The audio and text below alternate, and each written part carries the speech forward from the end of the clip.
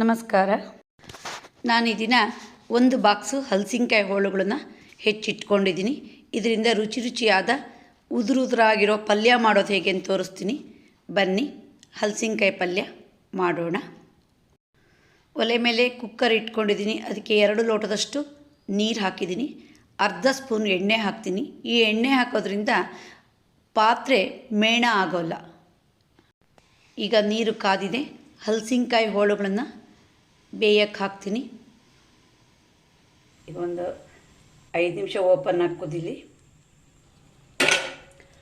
ಈಗ ಕುಕ್ಕರ್ ಮುಚ್ಚೋಣ.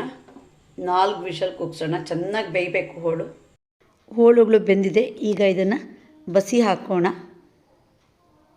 ಬಸಿ ಹಾಕಿದ ಹೋಳುಗಳನ್ನು ನಾನು ಒಂದು ಕುಂಟಾಣಿಯಿಂದ ಪುಡಿ ಮಾಡ್ತಾಯಿದ್ದೀನಿ. ನೀವು ಕೈಯಲ್ಲಿ ಬೇಕಾದ್ರೂ ಇದನ್ನು ಸ್ಮ್ಯಾಶ್ ಮಾಡ್ಬೋದು. ಅಷ್ಟು ಸ್ಮೂತಾಗಿ ಬೆಂದಿದೆ.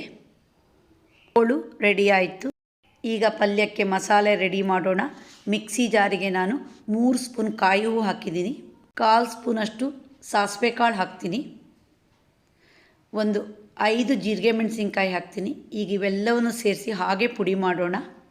ಪಲ್ಯಕ್ಕೆ ಮಸಾಲೆ ಮತ್ತು ಹಲಸಿನಕಾಯಿ ಪುಡಿ ಮಾಡಿದ ಹೋಳುಗಳು ರೆಡಿಯಾಗಿದೆ. ಈಗ ಒಗ್ಗರಣೆ ಹಾಕೋಣ. ಒಲೆ ಮೇಲೆ ಕುಕ್ಕರ್ ಇಟ್ಕೊಂಡಿದ್ದೀನಿ. ಯಾವಾಗಲೂ ಹಲಸಿನಕಾಯಿ ಪಲ್ಯ ಕೊಬ್ಬರಿ ಎಣ್ಣೆನೇ ಹಾಕಬೇಕು. ಇಲ್ಲಿ ನಾನು 4 ಸ್ಪೂನಷ್ಟು ಕೊಬ್ಬರಿ ಎಣ್ಣೆ ಹಾಕ್ತೀನಿ. ತುಂಬ ರುಚಿ ಕೊಡುತ್ತೆ ಅದು.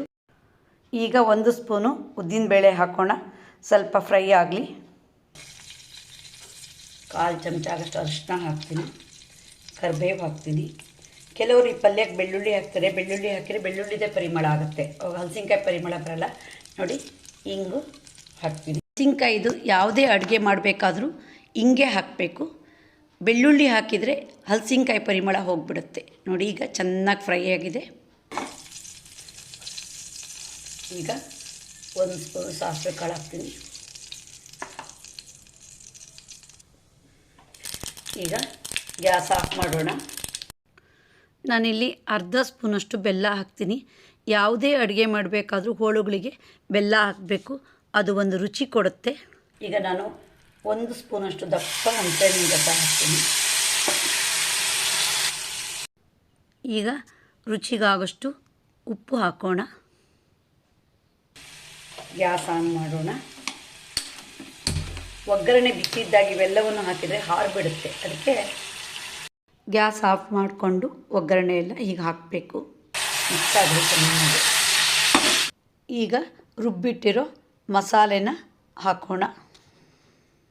ಮಸಾಲೆ ಹಾಕಿದಾಗ ಒಗ್ಗರಣೆ ಜೊತೆ ಸೇರಿ ಫುಲ್ ಡ್ರೈ ಆಗಬೇಕು.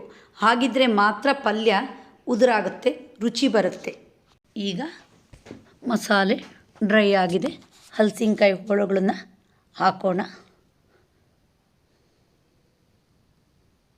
ಹಲಸಿನ ಹಣ್ಣು ತಿನ್ನೋಕ್ಕೆ ಬಕ್ಕೆ ಜಾತಿ ಚೆನ್ನಾಗಿ, ಅಡುಗೆ ಮಾಡೋಕ್ಕೆ ಮಾತ್ರ ಬಿಳುವನೇ ಚೆನ್ನಾಗಿ. ಎಲ್ಲ ಹಲಸಿನಕಾಯಿಗಳು ಅಡುಗೆ ಮಾಡೋಕ್ಕೆ ಬರಲ್ಲ. ಈಗ ಉಪ್ಪು, ಹುಳಿ, ಖಾರ ಎಲ್ಲವನ್ನು ಕುಡಿದು ಹಲಸಿನಕಾಯಿ ಹೋಳುಗಳು ಚೆನ್ನಾಗಿ ಫ್ರೈ ಆಗಬೇಕು. ಪಲ್ಯ ರೆಡಿ ಆಯಿತು.